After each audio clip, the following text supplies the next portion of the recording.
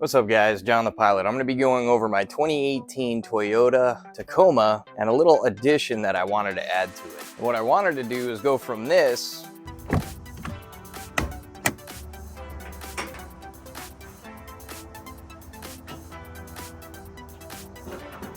to this.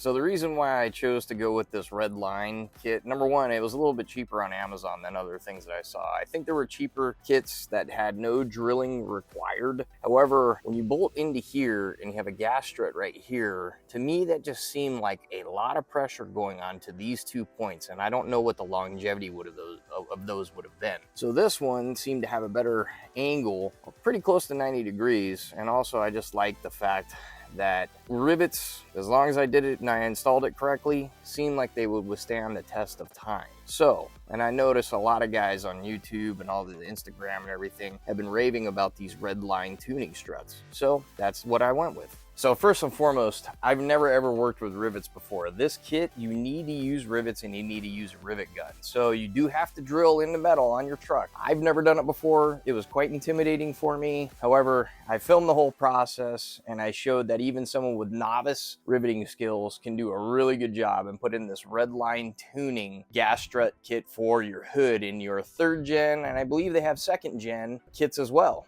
So let's check it out. So you need your hood strut kit from Redline, whichever one you choose. You're going to need a flathead screwdriver, that's to remove those trim pieces and those little things. Some touch-up paint, a 3/16 drill bit, a rivet tool. You're also going to need a drill. Coffee for me, it was the morning. Extra drill bits just in case one breaks. Center hole punch, very vital, and masking tape. Getting started, you gotta remove those trim pieces in order to access the metal where you're gonna be putting the bottom mounts. It's real simple. You take your flathead screwdriver, you pop it out.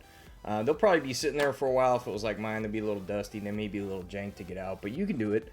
Next thing is when you're pulling out these trim pieces, they go straight in towards the engine. There's these 3 little clips. You'll kind of figure it out. It's not that hard. You just push them away and they pop right out. Super, super simple. So here's where your measuring tape and your masking tape is going to come in handy, and also your Sharpie marker. I forgot to mention, you should get some type of marking utensil so you can find the base of the hood there and then mark 19 inches away from it. You can see how I'm stumbling because it's an awkward angle. So maybe you do it, maybe you don't, but then once you get it to a form of steadiness, make your mark, and there you go.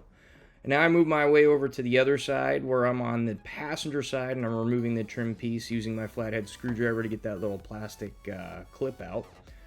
And doing the same thing, you just basically push it towards the engine, or pull it towards the engine like I'm doing in this instant, and you can see the 3 little clips that are holding it together. I pull it out and get it out of the way. Set it right there next to my hood strut kit. Okay, so now I'm getting all ready to rock. I'm over here on the passenger side again. I'm placing the masking tape, getting it ready for that 19-inch measurement. And that goes to the very first bolt, or the last bolt, depending on which way you look at it, from where the hood is mounted. So I'm grabbing my tape measure. This is where I'm going to kind of fumble around again because it's an awkward angle, and getting the windshield wiper hose out of the way. And there we go, I'm getting it all set up. Man, I'm so not flexible like I used to be, making my 19-inch mark. Yay, I'm so happy. So this mark right here goes 2.5 inches from the outside of the hood, and it can be a little tricky and a little difficult. I eyeballed it as best as I could multiple times, and that's how I got my markings. So now I'm taking the top mount and I'm making sure the little ball that where the strut will attach is pointed inward. You want to make sure it's pointed inward so you don't, number one, rivet something there and it's going to be a real pain to get back out later. Number two, make it absolutely useless. So take your time here because this is definitely the more crucial part of the step. There I'm using the punch. The punch was extremely vital in making sure that I could make a nice indentation so that when I would drill with the 3/16 drill bit, that it would stay in place, and that's ultimately crucial. I realized that a lot. So there I am making the 2 holes. So then that way I can mount up with a 3/16 rivet for the top mount there. So one thing you're going to notice is I do kind of wiggle around a little bit, making the hole just a touch wider because the rivets that they sent were kind of just a touch bigger than 3/16, but it wasn't that big of a deal. Now, I went ahead and I just used a Sharpie touch-up paint. It's black. It doesn't match the color of the car at all, but I figured, hey, what the heck, it was going to be covered up. The whole point of this is to make sure that you don't have exposed metal to air because you don't want rust later on. So there's the 3/16 rivets. I'm pushing them in. And this is my first go at ever riveting using the riveting tool that I got a link in the description down on the bottom. And it was really not that bad. It was pretty easy. But I see why people later on upgrade to an air rivet gun because it's just one easy kill here. So you just slide the tool in this specific one, you have to open it, and you do that by spreading it, and then what happens, you clamp down on it. You clamp down on it a few times, and it just pulls the rivet through, and then that long stick will pop, and it does it on the 4th time here. And that's pretty much the standard for this specific rivet tool. As you can see, there was a little bit of muscle required by my grunting.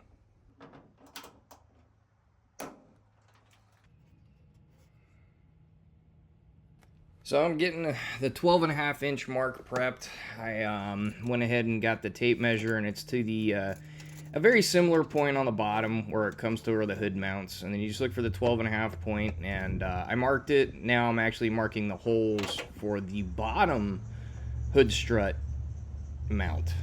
And you'll see I'll just mark them there real quick with the Sharpie.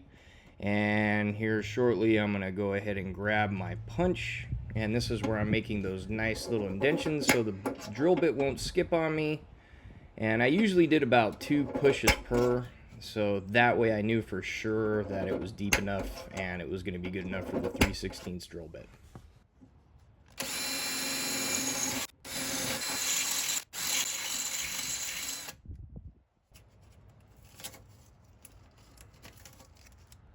Yeah, buddy, more touch-up paint. I want to prevent that rust as best as we possibly can.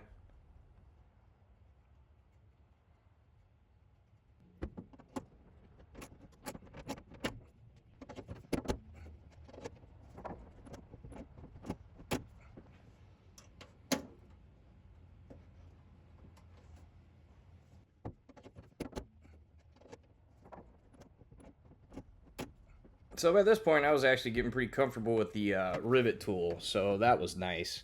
Now what I'm trying to do is figure out there's not any space for when you link up the mounts for the struts when it comes to the trim. So you have to do some relief cuts, and it was really simple. All I did was I make some markings exactly where they are, and then you can see them right there, those little blue markings. And I just take some normal scissors and I just make a snip, and it actually worked out pretty decent. I even left the little flap in there because the little flap just bent out of the way and, you know, just made less work. And, you know, I was kind of worried to see how it would look, but it actually came out all right. You really can't even see it. You barely can even notice it right there that there is a relief cut. So that's it. So I'm just installing the trim piece 100% now, the 3 clips and also that plastic clip. And, you know, I didn't show the other side. I do have it at the end of the video, but you can see I'm blowing all the extra little stuff out of the way. And this is my first test of actually getting to see if this works.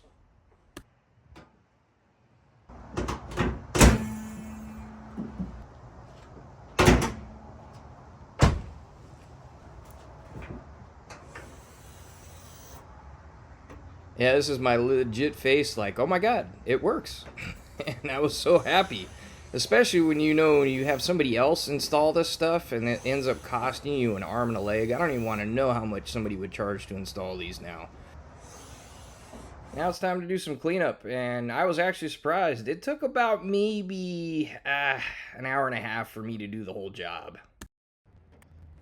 So as promised, I'm kind of speeding through here showing all the installation on the driver's side, which was essentially just mirror image identical of the passenger side.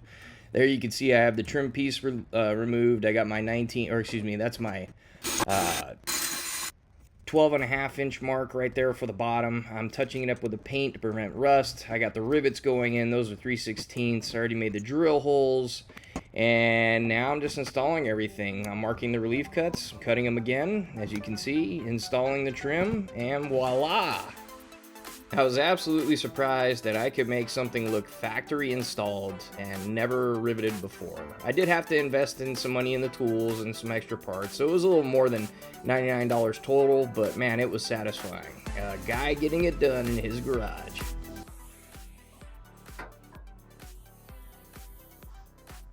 That's so cool. I love how it goes fast first and then it slows down. That's pretty cool. That's some good quality. 99 bucks on Amazon. If you guys like this video and you found it informative, I do have links down in the description below of everything I used. If you make a purchase, it helps the channel. It's much appreciated. If you like this video, give me a like. If you think it was valuable and if you got value out of it, share it. It helps the YouTube algorithm show it to more people. I really appreciate you guys watching this far. I'm going to be doing more and more Toyota Tacoma videos and what I've been doing with my 3rd gen specifically, upgrades, updates, so on and so forth. But until the next video, John the Pilot, see ya.